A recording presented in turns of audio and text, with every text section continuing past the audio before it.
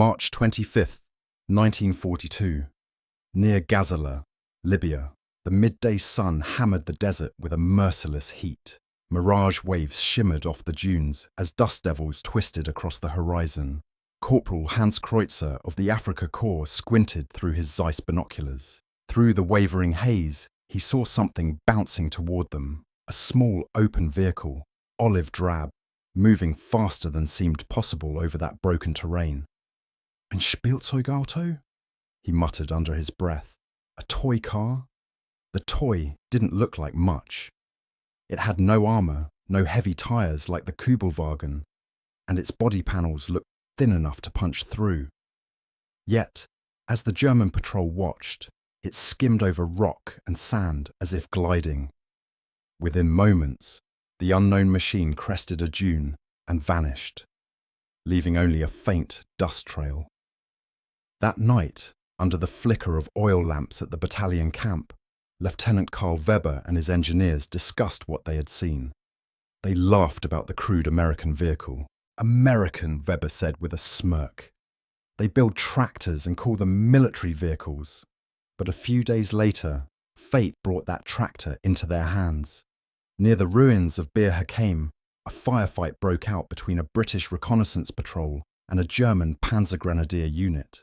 When the smoke cleared, among the wrecks lay a battered yet intact Willys MB Jeep. The Germans surrounded it, puzzled. The insignia on its hood, a white star, was still visible beneath layers of dust.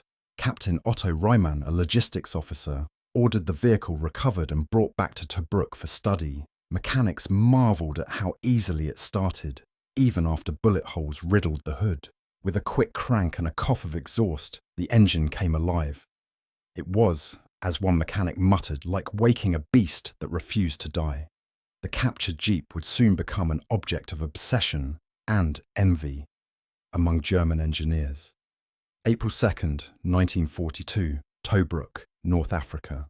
The desert wind hissed through the barbed wire perimeter of the German repair depot. Inside a corrugated metal hangar, 3 mechanics stood over the captured American vehicle. The hood of the Willys MB Jeep was propped open, its simple 2.2-litre Go Devil engine still faintly ticking from the morning's test run. Lieutenant Karl Weber stepped forward, his boots scraping against the sand-dusted floor. "So," he said, arms crossed, "this is the miracle machine the Tommies rely on." Mechanic Sergeant Muller wiped his forehead with a rag, his tone half awed, half embarrassed. "Herr Leutnant, it shouldn't work this well. It's crude, yet perfect." Weber frowned. "Perfect?" Muller pointed at the leaf spring suspension. "See this? Simple. No delicate hydraulics, no fragile parts. It eats rough terrain. The clutch, basic but tough. The gearbox, 4 speeds forward, 1 reverse. Even the spark plugs are easy to replace with a screwdriver and bare hands. Everything is built for war, not for parade."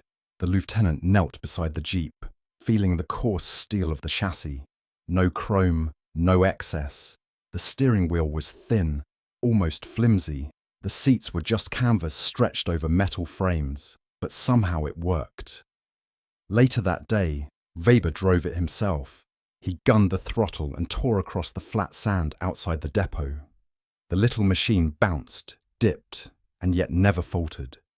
It climbed dunes that made Kübelwagens stall and sank in mud the Germans' own light vehicles couldn't cross. Back at camp, the officers gathered to watch. Even the skeptical Captain Reimann had to admit it. "It's ugly as sin," he said, lighting a cigarette. "But it moves like the devil himself." Soon, the Jeep became a prized curiosity among the Afrika Korps. They used it for courier runs, towing, even medical evacuation. Soldiers nicknamed it Das kleine Tier, the little beast. But beyond admiration came something else: calculation. German engineers began to take measurements, sketching blueprints by lantern light. They sent detailed notes to Stuttgart and Wolfsburg, to the desks of Ferdinand Porsche and the engineers of Volkswagen. The reports read: enemy vehicle captured, exceptional performance in soft terrain, simple mechanical design. Recommend immediate study and adaptation for German use. The laughter that once filled those first meetings vanished. The toy car had become a serious matter of military science. Across the desert, Rommel himself took notice. In a telegram from April 18th, he remarked to his staff, "If we had 1,000 of these, we would reach Alexandria in a week." The German engineers had seen enough. They now understood. This American Jeep was not an accident of design. It was the distilled essence of function over form, and they intended to copy it. August 1942. Stuttgart, Germany. Far from the sandstorms of Africa, inside a dimly lit workshop of the Ferdinand Porsche Design Bureau, engineers crowded around the same kind of American Jeep that had astonished the Africa Corps months earlier. The vehicle, shipped discreetly by cargo plane through Sicily, sat on a steel platform under floodlights. Its metal gleamed with oil and dust, a trophy of practicality. Porsche, wearing his trademark round spectacles, studied the machine in silence. "Es ist primitiv," he murmured. "It's primitive." Then, after a pause, "But brilliant," he traced his finger along the front grille, noting the 7 narrow slots. The simplicity of its lines fascinated him. "Every part speaks of mass production," he said. "No elegance, but pure logic."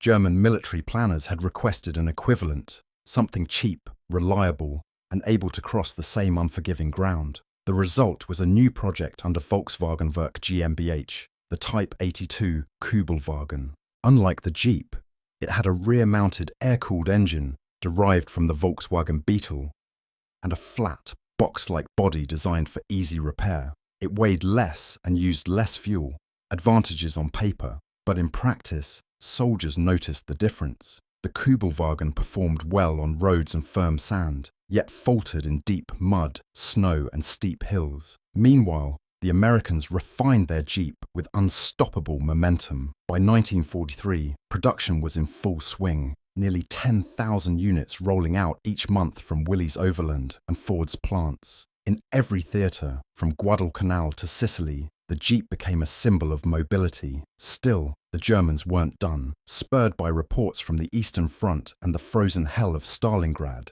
they developed a second variant, the Schwimmwagen, a floating amphibious car equipped with a retractable propeller. On paper, it was an engineering marvel. It could drive straight into a river, flip a propeller down, and paddle across. But production was limited, and mechanical complexity made it fragile in prolonged combat. A diary entry from a German officer near Smolensk captured the truth. "Our Schwimmwagen is clever. Theirs, the Jeep, is eternal." Throughout 1943, comparisons continued. The Jeep could be repaired with a wrench and wire. It started in the cold. It climbed mountain tracks and waded rivers without drama. Soldiers joked that it ran on air and prayers. The Wehrmacht respected it grudgingly. In captured American columns, they seized every Jeep they could find, repainting them with iron crosses and using them for reconnaissance. There's even evidence that Rommel's staff preferred captured Jeeps for their reliability over German alternatives. By 1944, the Jeep was more than a vehicle. It was a phenomenon.